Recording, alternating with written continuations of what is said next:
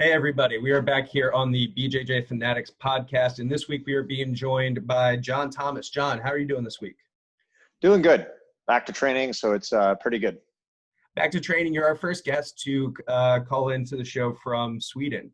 So thank you for joining us. How long have you been in Sweden? I've been here almost 4 years now. I was traveling teaching seminars like 4 years ago. I think I got an offer to teach at a gym full time here. At the time, my girlfriend was French, so it was easier for us to live together if I was in Europe. And it was interesting. And I kind of have like a particular type of training methodology that I like to do. So I felt like being somewhere where I could have more control over my own training and all that stuff kind of fit me well. So I moved here like 4 years ago. Man, awesome. And the jiu-jitsu scene in Sweden, you say is pretty strong? Yeah, it's really good. Like, honestly, that's like a question I get all the time. Like, how's the jiu-jitsu there? But I mean, I honestly feel like the scene in Scandinavia is like, it's not as big, obviously, as like the West Coast in America or something. But I mean, the level for the amount of people here is extremely high. I mean, in Scandinavia, you have like Tommy, Espen, Max Lindblad, Tariq, Ahmad Amran, like I'm here. Alec used to be here. We got a lot of people coming through all the time. So there's quite a few really high level competitors. There's a couple of really good guys from Finland as well. Yeah. Where were you before that, before you moved to Sweden? I was training at Alliance Atlanta. I trained with like Lucas Lefree and Cobrinha when he was there way back in the day. And then before that, I trained with Rodrigo Vaghi, which is a smaller gym out of St. Louis, Missouri. When did you get started in jiu-jitsu? It sounds like you've been around a while. Oh, I've been around for a while. So I officially started at a Brazilian Jiu-Jitsu gym in 2004. But before that, I kind of learned from books, and I wrestled in high school and did a bit of judo. And that was like in 2002, 2003. So I would say since like 2003, 2004, I've been training. Man, very cool. Getting back to Sweden, it sounds like all these guys that you've trained with, Tommy, Alec, Espen, a lot of open guard players. Would you say that Sweden kind of has a little bit of a flavor for the open guard? Yeah, I mean, I guess so. Like Tommy's open guard, that like I don't know why that came to be. It's not like I don't think there was an influence from each person on the other. Like I moved here, I was already a black belt when I moved here, so I did a lot of open guard before that. I didn't like have anything to do with Tommy and Espen developing. Like I never even met them until they were like world-class brown belts. Like in Stockholm, Max and Ahmad, they used to be part of Alliance Stockholm, and then they switched to Checkmat. But I think they had influence from Michael Lange. But it is interesting how there does seem to be a lot of open guard here. You don't see many like half guard, deep half players, I guess. It is interesting. It always interests me to see that kind of like, I think of it almost like a Galapagos effect. You know what I mean? All these people in all these different places developing so differently. Makes absolute sense. I like that analogy of Galapagos. Yeah. So, Jon, I want to talk to you a little bit about your open guard, because your open guard is one that has actually helped my game a lot through your YouTube channel and through the product you now have on BJJFanatics.com. The double sleeve open guard. Even though I was around jiu-jitsu a lot, I studied a lot, I didn't know that much about what double sleeve kind of meant before this. Can you give people just like an idea of, as a general concept, what this means? Yeah, sure. I just refer to it as double sleeve. Some people use the terminology like spider guard or something. The reason I say double sleeve is because spider guard, classically, you think of the foot and the bicep, right? But double sleeve just means I'm holding both, like a sleeve with each hand. So I'm controlling both of their sleeves, one in each hand, right? But with that gripping on the sleeves, there's a lot of different combinations of leg positioning, right? Like my left leg could be a lasso, my right foot could be in the bicep, it could be past the body. My left leg could lasso or de la hiba hook or be on the hip.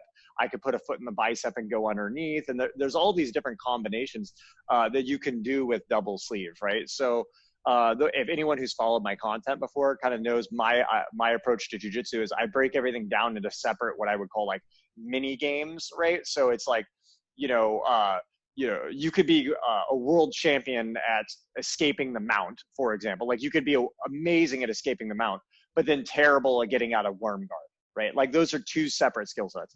And often people think of jiu-jitsu as like, they're looking for these broad abstract principles like balance, base, that kind of connect everything.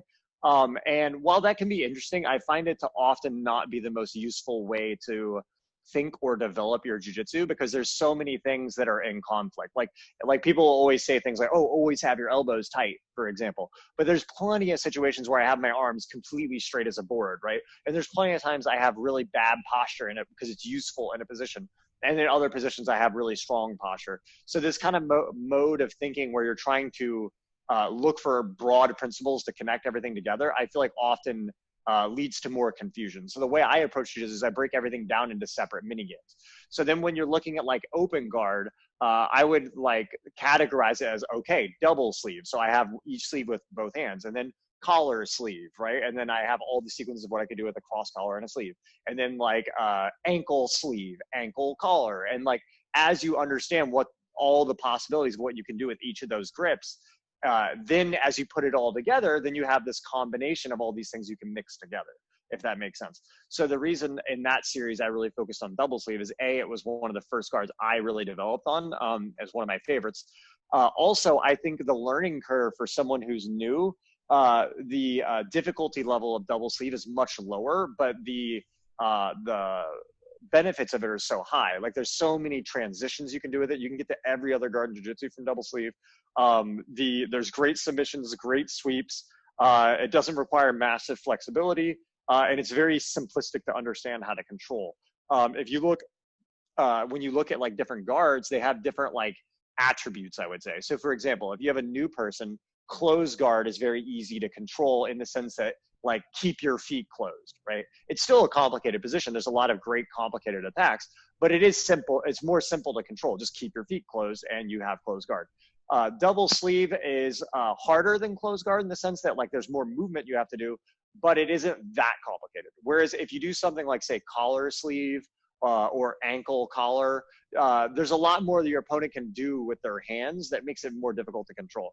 So in my view, the positions that I think are most important for someone trying to develop an open guard from scratch is to understand double sleeve, collar sleeve, and then what I would call ankle sleeve and ankle collar. If you have those 4 grips, it's like a great foundational start point for developing an open guard.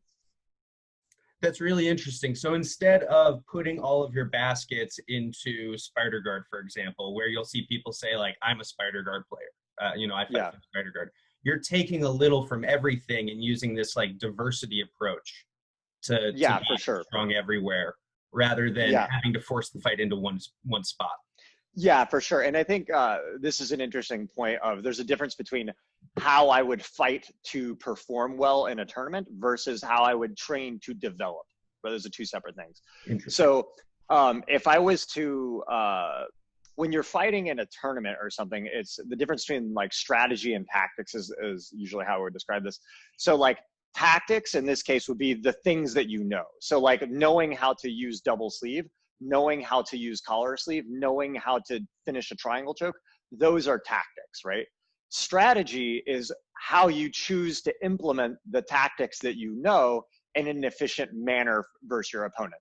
So for example, if I'm fighting someone and I know they have an unbelievably good guard, then I might pull guard before them. That's a strategy move, right? Because I know that then if I sweep them, I'm up 2 and I can win the match. But if I let them pull before me and they sweep me, then I'm going to lose, right?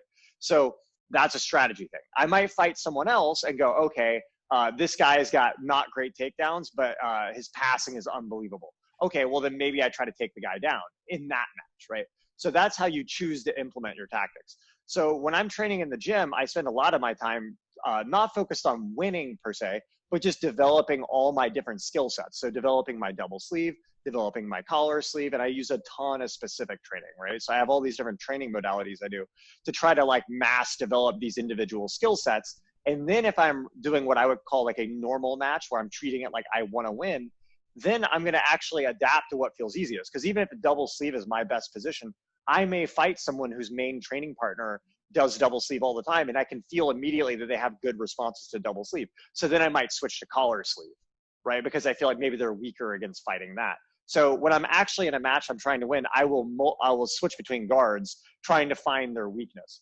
However, when I am in the gym and I want to develop my understanding of positions, then I lock myself in. So if I'm in the gym and I know my partner is really good at killing double sleeve, then I'll do specific sparring, start in double sleeve and go, okay, let's fight from here. And I go really deep into that position to understand how I can beat even this guy who's really good at fighting it from double sleeve. And so I'm always trying to strengthen my individual positions when I'm in the gym. And then as I get closer to tournament time, then I focus on more the skill set or the strategy of combining all of those separate skill sets together. Does that make sense? It does make sense, which is always the question I get from people who, I can always tell when somebody teaches a lot because they're always asking, does that make sense? Does that make sense? Yeah, right. So you mentioned in there something interesting about training modalities, and you brought this up earlier, and I wanted to make sure that I asked. What exactly is a training modality? When you use that term, what do you mean? Okay, cool. Yeah, so another word I like that my friend Margot Ciccarelli is here visiting. She trains at Unity. She's a brown belt European champion. She always uses the word intention that I really like, which is when you're training at a tournament, you have a clear goal, okay? Win the match. That's your goal, right? So when you're rolling, there's always like a lot of choice of what you can do. You could be in one position and there may be 5 things that you could do that are all valid, good choices, okay? So training modality is more like giving a clear intention on your training and what you are doing. So for example, if I wanted to say, work on my cardio, I'm like, I want to push my cardio in training. That is different than saying, I'm going to treat this like the finals of worlds, okay? If you say, okay, I'm going to treat this match like it's the finals of worlds, people often think that that means that you're going to go psycho hard. But no, if I'm going to treat it like the finals of worlds, I might pull guard, go to like a position I'm really strong in, be careful to not make a major mistake that costs me a quick submission or a loss, and then like try to maintain my cardio, be very smart with how much I use my energy, look for a right moment to take a quick submission. I'm not even necessarily trying to win fast, because like trying to win fast implies using a ton of energy really quick. So I'm going to be very conservative and tactical with my energy use and how I fight. But that's not going to push my cardio. If I want to push my cardio in the gym, then I may roll and go, okay, I'm just going to move the whole time. Even if it's technically not the best movement, I'm just going to try to single leg the person and go crazy and move the whole time. That's a different purpose. So if I wanted to, you know, I do, so when I'm training in the gym, if I have like say an hour and a half of training, I'm not going to do all of my training the exact same. So if I want to develop my double sleeve, for example, like I want to get improve my technical level in that position, not necessarily push my cardio, but increase my actual understanding and timing in the double sleeve position. Then I would probably do a format of training where I would get with my partner. I start in the double sleeve. I go, okay, I'm going to try to sweep or submit. You try to either pass me or get out of the position completely. If you get out or I sweep or submit, we stop, we go right back there, maybe even have conversation about what happened and go again. And then I'll just do that. And honestly, if I have like my partner, I may do that for an hour straight.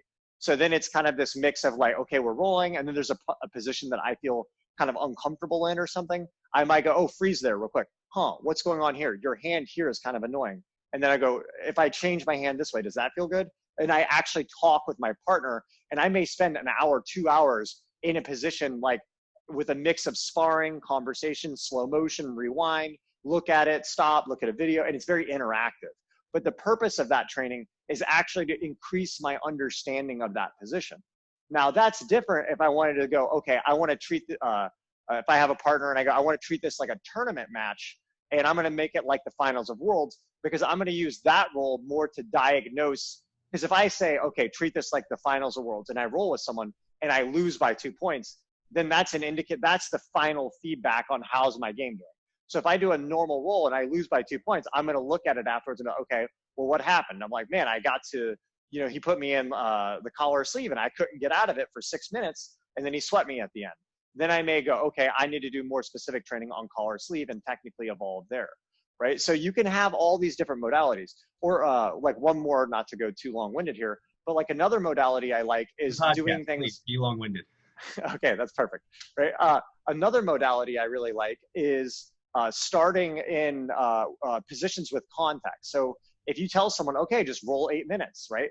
They're like, most people go to the gym and they just roll 8 minutes, but they don't know what they're doing. Like, are they treating it like a tournament? Are they trying to work a new technique? It's confusing. But if you do something like, okay, you're going to do 1 minute on the clock. You're starting in open guard with just the ankle or double sleeve or no grips, or you pick. Okay. You have 1 minute and you're down 2. Find the sweep. That is a very different context than just roll, because you're down 2 with 1 minute left. You may have to take on sweeps that you normally wouldn't want to take because you're going to lose in 30 seconds. So you have to incur more risk to go for it. You'll probably push your cardio more. So doing like a training format where it's just 6 8-minute rounds all the time, I don't think is the most useful way to make progress in your game. So depending on what I'm trying to target and what I'm trying to develop, I'm always changing my training. Some days I come in and I get with one partner and I just spend 2 hours in one position trying to evolve and understand the position. Some days I come in and I'll just do 6 8-minute rounds with no intent, more just kind of trying to maintain the same heart rate. That's another one I'll do, where I just kind of go, okay, I don't want to go above 150 beats per minute. So I try to be as technical and smooth as possible. And I just try to go for a full hour, like an aerobic run almost, right? And then I try to, use that time to kind of creatively think of new ideas and things like that. So depending on where you're weak in your game, using different training modalities to target things. So if you feel weak in a position, do 2 hours sparring in that position and resetting. Don't keep going after the position. If you feel like you need to work on your explosivity finishing sweeps or something, then pick one of your favorite guard positions, put the timer on 1 minute, and tell yourself you have to sweep. If you feel like you need more creativity in your game, roll for an hour at like a lower pace and just try to play and be open-minded about movement, right? So I think that a lot of people don't have conversations with themselves about what they want out of training when they go into training. That causes a lot of frustration because let's say, and this will be the last thought about this, but let's say that you go into the training and you tell yourself, okay, I'm just going to kind of work on my technique and try to work this new guard that I've been developing, right? So you go in with like kind of a relaxed mindset. You want to work this new guard, right? Inherently, if you're trying to work something new, you're going to perform worse than you normally do. If you want to perform good, you're going to do the things you always do. So if you're trying a new technique you're not good at, you're probably going to perform worse than you normally would, right? But what happens is if you don't negotiate that with yourself beforehand, you go into the match going, oh, I'm going to try this new guard I want to work on. You go into the match and then your opponent pulls guard before you. So you're like, well, shit, now I kind of have to go on top. I can't work that guard I wanted. So then you go on top and then he starts like going really hard because he in his head is treating it like it's a tournament match. And then you get swept and then maybe your ego gets challenged. Oh, I shouldn't get swept. And then you end up getting into this like hellacious like ego battle war mode. And then like you kind of don't end up working on what you wanted and you get kind of frustrated and there's a lot of frustration out of training.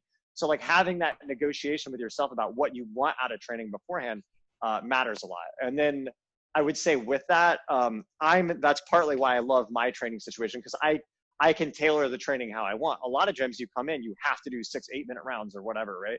Whereas I can come in and go, oh, I want to do specific sparring for 2 hours and 50-50. I can do it. But if you don't have that case and you can only do regular training because that's how your coach sets it, then I think it's important that you at least have those conversations with yourself about what you want out of training before you go in. I totally agree with you. And I think you make so many great points here. I think you really lay out how a student of jiu-jitsu the training is not the only training. There's also before the training where you have a plan, and then after the training where you are reflecting on what happened and you're kind of evaluating that plan, right? Exactly. It's not just, time on the mat. You talk about these, please. Oh yeah, I think one major thing that if I could really harp on here is that like the main 4 things that dictate your performance are your technique, your cardio, your strength, and your flexibility, right? Those are the main attributes. Maybe mental toughness is like a 5th one, right? But I would put those as the primary 4. Okay, so that's what defines your performance. I could add a 6th one, buying DVDs. Buying DVDs, yes. Buying BJJ Fanatics DVDs, right? And I would put that under the technique, right? So like if you were to dig deeper into technique, it's like where do you get new information? You're going to get information from 3 sources. You're going to get it from some form of instruction, be it in person, someone telling you, or DVD, someone telling you. You're going to get it through watching someone else spar and like just kind of analyzing, or you're going to get it from your own creative thought and experimentation, right? But either way, you need to get new data, new patterns into your body, right? And the thing is that like a lot of people, they just go hard as hell, like 6 times a week, whatever. But like, there's only so much like physical labor you can do in a week before you get diminishing returns, right? There's a reason that if you want to get strong at bench press, right? You don't bench press 2 times a day, every single day. Like you'll actually get weaker. It's, even though you're working harder, you get weaker because you get diminishing returns. So you have to have recovery. So, but like if you want to get better at chess, you can practice chess all day long because there's no physical limitation, right? But if you wanted to get good at chess, but the whole time you play chess, you had to be doing deadlifts, then you would be limited on how much chest you could practice, because you would be only able to practice as much chest as you could do deadlifts. So what you want to do is, of course, maximize your physical progress, but also you don't want to tie your technical progress into your physical progress, right? So for me, if I go really hard 3 times a week, but then the rest of the training is like 3 to 4 hour sessions where I'm in a position working slower, technically solving problems, I'm maximizing my technical progress while also maximizing my physical and not overdoing it. And I think that that's something that I see is probably one of the biggest problems in jiu-jitsu, is people think that hard work equals results, but creativity and intelligence or smart use or understanding is the most important thing. The reason most people started jiu-jitsu, it's the reason I started, I saw Royce Gracie beat Dan Severn. And that was impressive to me because he was smaller than him, and he used intelligent training and smart techniques to defeat a much bigger, stronger opponent. If Dan Severn knew what a triangle choke was, he wouldn't have got tapped by Royce Gracie, and most of us wouldn't have been here, right? So another analogy I really like is, like, if you think of, like, people always think hard work is what is rewarded, right? And of course, hard work matters. But think of like the invention of the wheel, right? All of these people before the wheel was invented were working their ass off, carrying like blocks or boulders or whatever the heck they carried back then, right? They were carrying all these blocks like 10 hours a day, every day, just working their ass off. And then some guy one day just sat there and was like, what about this wheel thing? If you do this, then you could just roll it. And probably that increased the amount of work capacity the society could do as a whole 100 to 1,000-fold.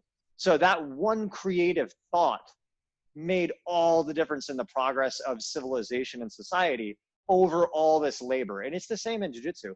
Like, people want to just grind, but sometimes sitting there for an hour thinking technically and changing your pattern can make a way bigger impact on your performance versus people than all that grinding is. I mean, otherwise, what's the difference between us and like tough guy wannabes who come in off the street, you know? I totally agree. Jon, you're clearly a pretty smart guy, and you have all these modalities of training that you're laying out, and all these philosophies of training.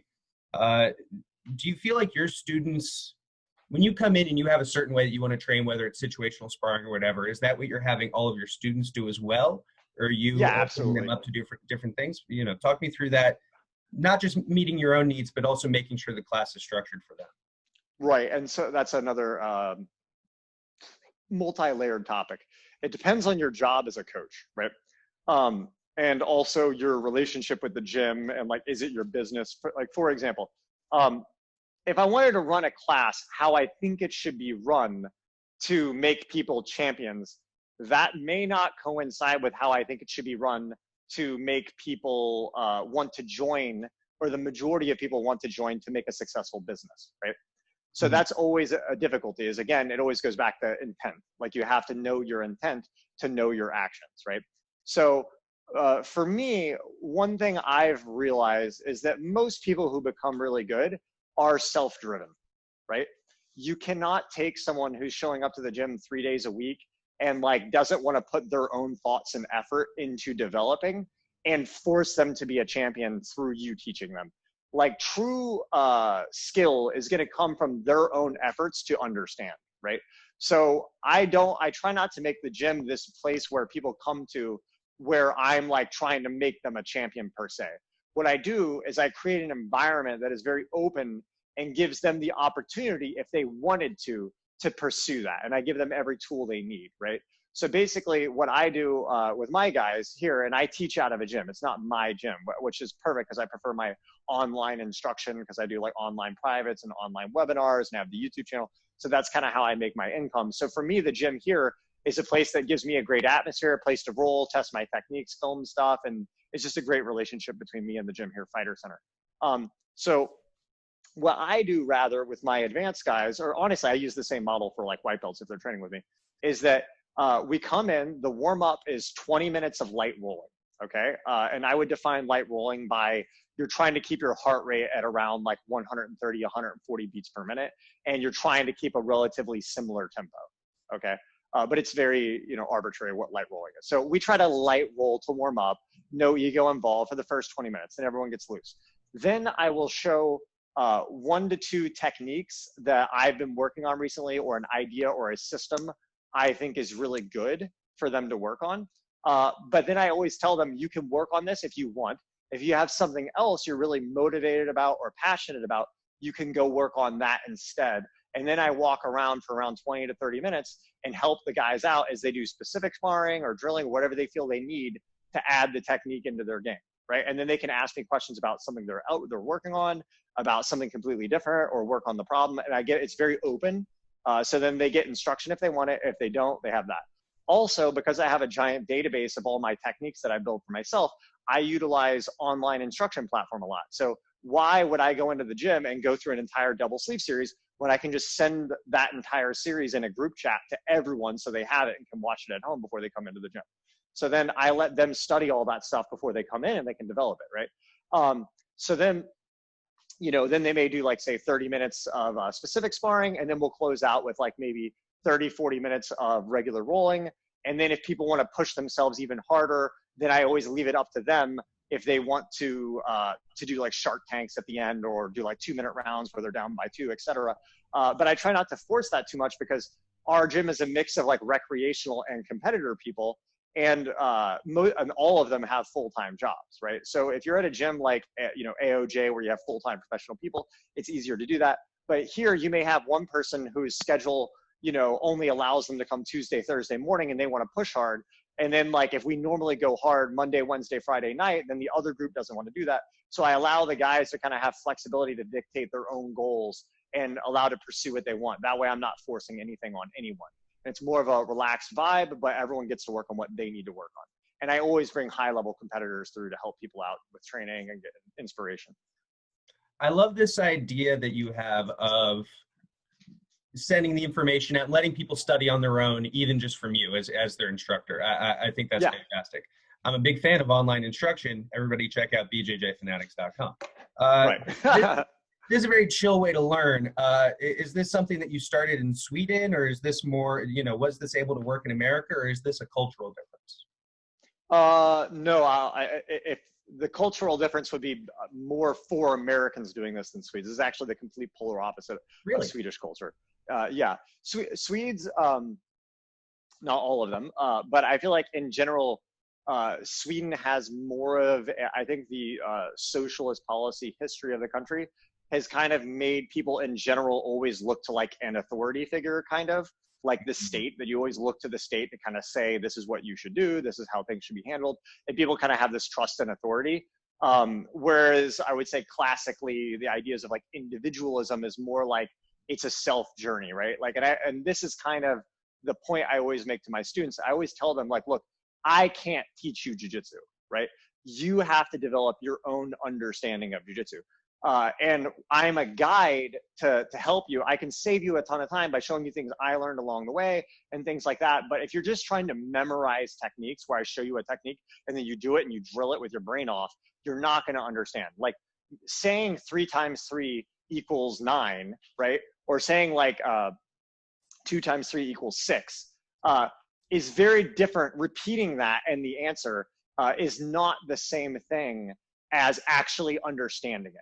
Right? So I could say 2 times 3 equals 6. You can memorize that information, but then actually understanding, well, if I have 3 apples and I have another 3 apples and I put them together and you were to count them all, that's 6 apples. That's a very different level of like understanding. That's obviously a very rudimentary example, but like it's a very different thing to memorize the words 2 times 3 equals 6, right? And I think a lot of people go through jiu-jitsu doing that, and what they're not like everyone is confused in their own unique way. So if I show a technique, and I always try to focus on positions rather than techniques, so I would go, here's collar sleeve, here's a technique from collar sleeve, but of course if the guy does a different response, you can't do that technique. So you have to kind of, I always say, work on positions, not techniques, because you have to deal with the problems that are in front of you. And each partner you have is going to give you a different problem, most likely. Like one guy may have his leg this way, another guy has his leg this way. So I always try to explain to them what they need to do is they need to spend time in the position and identify the problems that are coming up that's confusing them, and then try to unlock those either themselves or raising their hand and asking me questions. But they have to learn to engage themselves in the process of understanding. Only then do you have actual ability to do the things, understand them, and re-explain them to others, right? Whereas a lot of people are just trying to memorize raw information, which makes them not think for themselves. And I think this, in general, I think it's a very important pattern, not only in jiu-jitsu, but in life, is people are always looking to authority figures to tell them what is right and wrong. But even science, which I love, science and the scientific method, like it's not authority, because like, if you look at like Newtonian physics, like at one point that was absolutely true. And like the authority said that is, or sorry, Newtonian gravity, the authority said that is like the truth.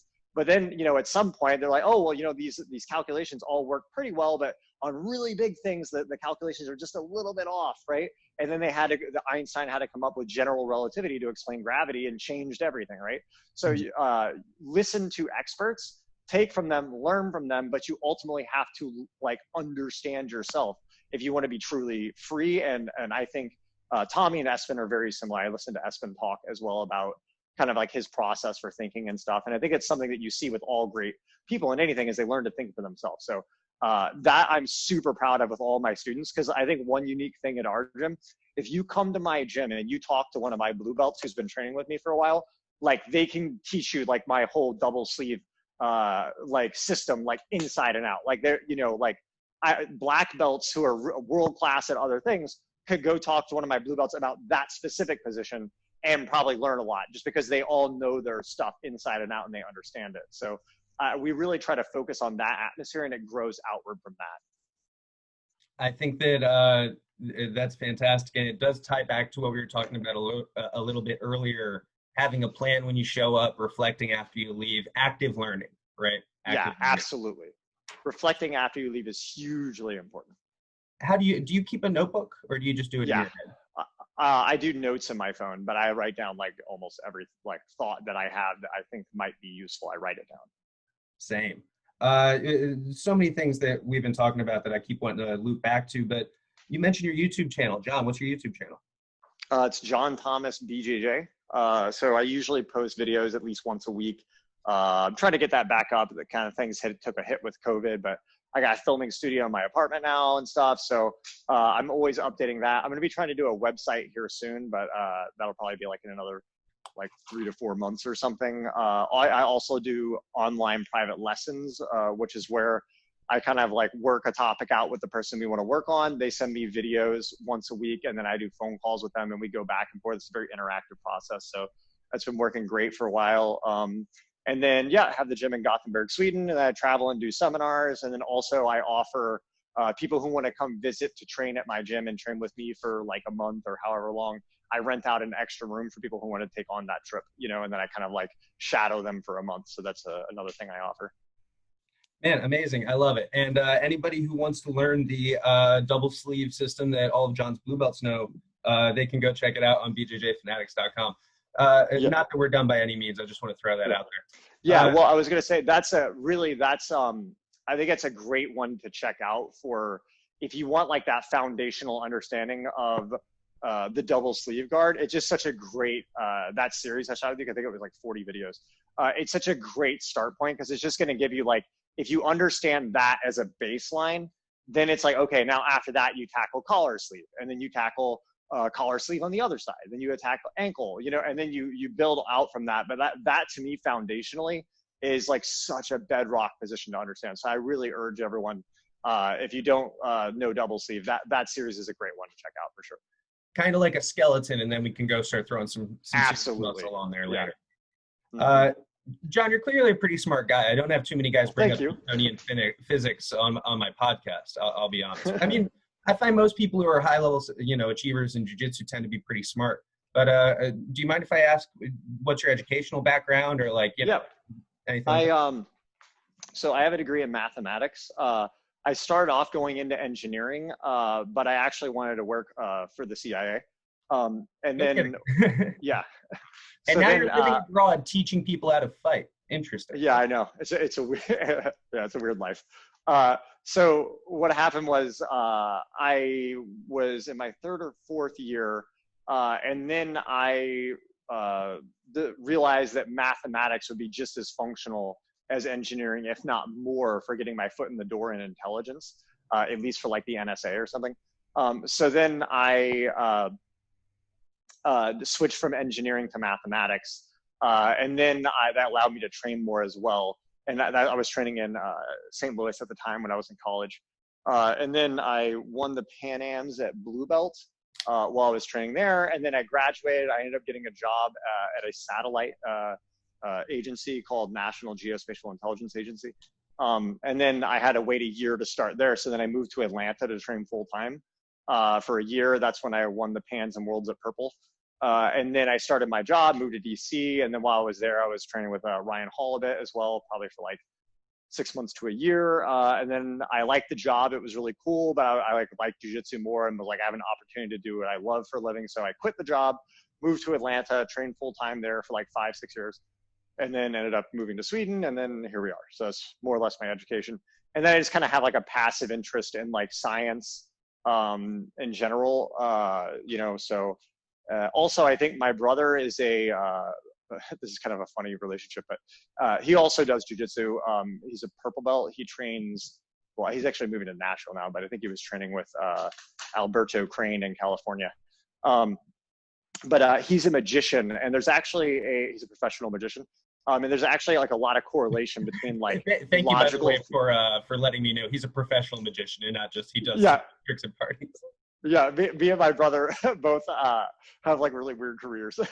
But there's actually, I feel like he's very similar in that sense where there's this strong correlation with like logic, skepticism, in like math, and actually in magic as well. Because a lot of people, like I've seen it growing up because my brother's always doing magic for people.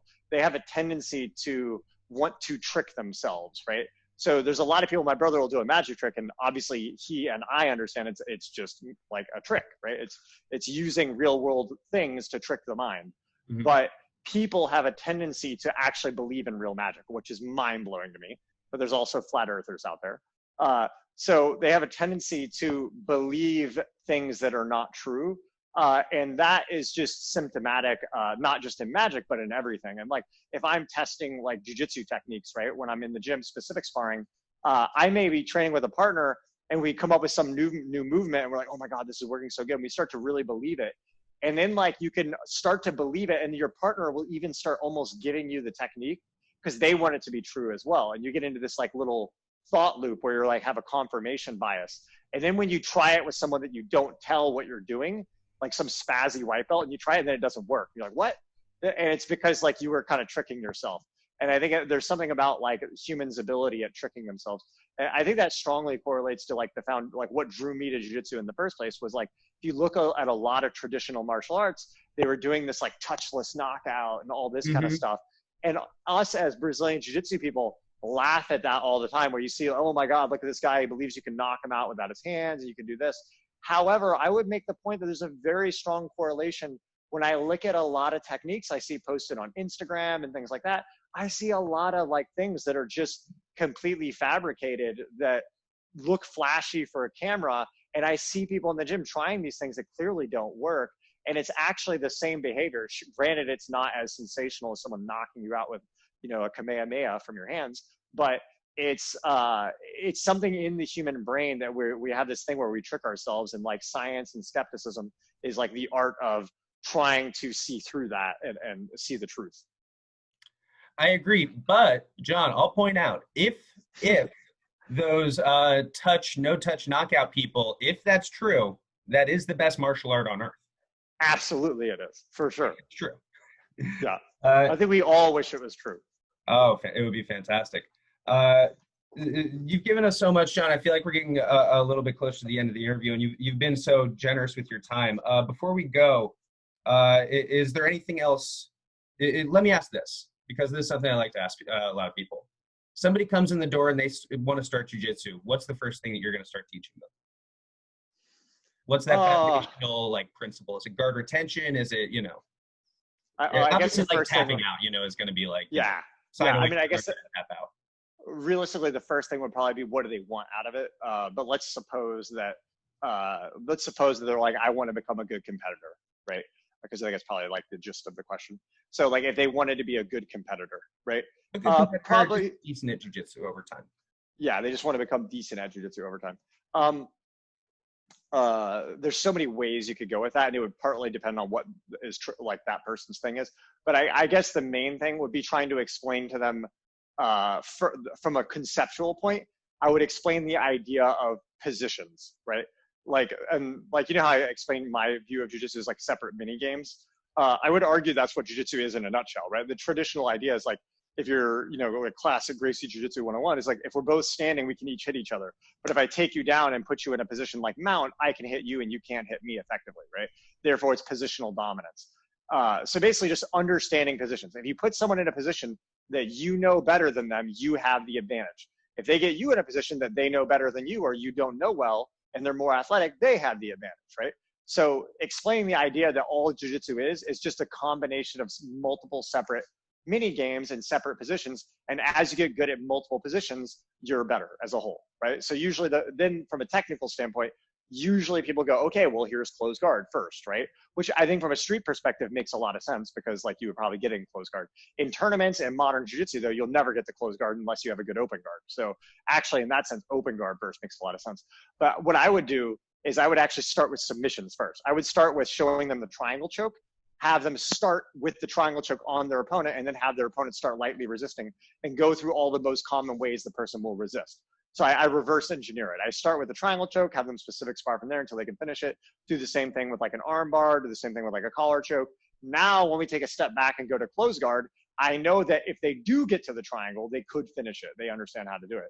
So then I might start with like an overhook triangle. So then I would specific spar with them already having the overhook and showing them how to go from the overhook to getting their leg over for the triangle. Once they get their leg over for the triangle, I know they know how to finish it, so then it's done from there. Then I would take a step back and then go, okay, here's how you get to the overhook, right? And then you start compartmentalizing it until you get after a week or two, they're gonna have pretty good finishes and pretty good understanding of how to get to the positions they can do the finish from closed guard. Then I think that's still good for beginners because of the street application of having a closed guard. But then after that, it would all be about open guard mechanics. And then it would just be like, okay, you're on your back, how to like not even think about any guards to play, but just learn how to recenter, keep the guy off you, and basic recomposing mechanics. And then after that, I would go into like understanding collar, sleeve, lasso, double sleeve, and like ankle sleeve, ankle collar is the foundational open guard controls. But always guard first. Gotcha. I think that makes a lot of sense. Jiu-jitsu, you know, our big selling point has always been the guard, right? And what got you into it's funny tying it back to that's the thing that got you into jiu-jitsu is the triangle choke on Dan Severn from For sure. And now you're going back and you're showing that to people on their first day. I think that's awesome. Brings it all together. Yeah. Yeah. So, I mean, I think you have to start with the guard because like intuitively, like good in a gym, good guard passing cannot exist without good guards. Right? If there's no one in the gym who has a guard, then no one can be a good guard passer because there's no guards to pass, right? So at its core, like the guard is foundational, right? Like if you take someone off the street who's never trained before and you bring them in and you go, hey, the objective is get around the legs. They can like half do it. Like they can be like, okay, well maybe I grab the legs, throw them to the side, jump around. They can be annoying, right? But like guard is not intuitive at all. So I think the foundational for everyone should be develop a guard. Once your guard gets half decent, then you can start worrying about passing. I think that's fantastic. Your body type, I would say, is a little bit lankier. Would you say that's true? Yeah. What does that, when you see somebody who has a lanky body type, maybe a little bit more flexible, what are your recommendations to them? If somebody's listening to this, they're a white belt or a blue belt, they feel like they're a little bit lankier, what should they know? I don't think literally anything different at all. Awesome. So I often what's going to dictate what I do is always what my opponent does rather than their body, right? So let's say I'm tall and lanky, right? But then I may roll with someone who's taller than me and is like 200 pounds. I do that all the time, right? So in that sense, I'm actually not lanky compared to them, right? I'm not tall compared to them. I'm like the same height as them, right? Granted, maybe the ratio of like my legs and arms or something is disproportionate, right? But what usually dictates what happens in the match, because people, a similar type question might be, okay, if you're fighting someone big, do you change your game than if they're small? Exactly. The thing that's going to change what I do is what they do, right? I may roll with someone who's like really big or really small. But what's going to make a bigger difference on what I do is the actions they're doing. Because I roll with big guys sometimes, and I play spider guard, and it's just like super easy to play it on them, and I sweep him and submit him and stuff. And then I roll with another big guy, and it's really hard on him because he knows how to defend it well. And then I roll with like a rooster weight, and I try spider guard on him, and then he kind of defends it well, so it's kind of hard. But then I roll with another rooster weight, and then it's kind of easy. So the idea that like I'm going to dictate what I do based off of my opponent's size and body type, it doesn't make sense, because like if I'm like, oh well, this guy's big, so I'm gonna do De La Riva on him. But then I try De La Riva on him, and his main training partner is a world-class De La Riva player. Well, then all of a sudden it's really hard to play De La Riva on him, but spider is easier. So it makes way more sense to dictate what you do based off of his actions rather than his physical size. And as you know a lot of positions, you'll physically understand that. But back to the point of what should someone who is lanky focus on, I think there's another broader point with this as well, which is I think that often people will have that kind of question where they're coming from the mindset like they want to make the right choice. Like, what's the right game for me? Mm-hmm.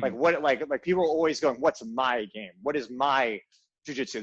That's like this big question they got to solve, right? Like, who am I in jujitsu? Like, am I a spider guy? Am I a collar sleeve guy? Am I a butterfly guy? Who am I, right? That is like the worst thing for your jujitsu. The best thing you can do is be nothing and learn everything. Just go, I want to understand double sleeve for the sake of understanding double sleeve. I want to learn collar sleeve for the sake of understanding collar sleeve. I want to learn De La Riva for the sake of understanding De La Riva. Just like school or something. Learn all these separate positions, right? And as you learn a lot of positions, then you will start to find certain ones click for you, certain ones don't. But what happens is very often people from a position of non-knowledge are making decisions about what they want their game to look like. But you can't do that. Like if you're a white belt and you aspire to be a black belt, right? Well, when you're a white belt, you don't know anything, or maybe you know some. Let's say you're brand new, okay? So you're brand new, and then you're trying to make a decision about what you want your game to look like when you're a black belt. But you don't know what a black belt knows. So you can't make a decision about what your game should look like as a black belt because you don't have the information. It's like if I told someone, you need to build a rocket ship right now, right? Well, is the first step to go, okay, well, I got to make a decision on how to build this? Or is the first step to start reading a bunch of books about physics and engineering and how rockets work before you actually start making a rocket? So the first thing is to inform yourself, right? So a lot of people, what they're doing is they're trying to make a decision about how to build a rocket ship before they've actually read any books. So in this analogy, reading the books would just be learning positions. Don't feel stressed about, do I need to play spider or do I need to play collar sleeve? Just spend a month learning double sleeve just to get good at it, whether you think you're going to like it or not. And then spend a month learning collar sleeve, whether you think you're going to like it or not. And actually, very often with my online private clients, I have things happen where they come in and they're like, oh, I want to do the single leg guard. And I'm like, yeah, but I think you should do double sleeve instead, right? First, just to develop an open guard foundation, then we'll get the single leg guard. And they're like, oh, I don't know, I don't like that stuff. And then after like a month, they love double sleeve. And then we switch to the sit-up guard, which is what they wanted to work on originally. And then they're like, man, I prefer the double sleeve. I'm like, isn't that funny? Like, you always think it's going to be a certain way, but then it isn't. So just drop the barriers, learn everything, and your improvement is going to skyrocket. And if you're going to train for 10 years, there's so much. It's not like, you don't lose your information when you learn something new. So you might as well just learn everything, and then you don't have to worry about picking the right game. You'll just understand everything. And you're a mathematics engineering professional, you say? Yeah, well, I came from math and engineering, yeah. It makes sense, man. You're obviously a really smart guy. Jon, thank you so much. I feel like I could pick your brain about jiu-jitsu just all day. But yeah, I love these kind of podcast formats, so it's always great. I really appreciate the opportunity. I might have you back on. Jon, if people wanted to get a hold of you for online instruction, how would they do that? Oh, you could just reach out to me on Instagram. My Instagram is @JonThomasBJJ. So just shoot me a DM on there, and I can set it up, and we can talk about it and everything. So really appreciate it. Perfect. And for everybody that's listening to this, Jon's 4-part double sleeve open guard series is now on BJJ Fanatics. It's called just that, Double Sleeve Open Guard by Jon Thomas. You guys can scroll down and find it linked in the show notes of the podcast wherever you're listening. And Jon, thank you again so much. Is there anybody, sponsors or anything you'd like to thank before we get out of here? Yeah, I really like to thank my sponsor, Vital Gear. They make gis. It's a Korean brand. It's like, first off, like super great gis. And I'm not just saying that. It's like really like I made, before they gave me the sponsorship, I told them there's like particular stipulations I want the gi to have for me to wear it, and they met that. And then on top of it, through all this COVID stuff and everything, you know, it would have been very easy for them to be like, you know, hey, things are hard, it's hard to help out, but they've been really helpful in helping support me. So, you know, it's more than just like a sponsorship, it's like a relationship that really matters. So yeah, for sure, I love Vital Gear. Awesome, man. Thank you so much for being on again, Jon. No problem. Talk to you soon. Bye.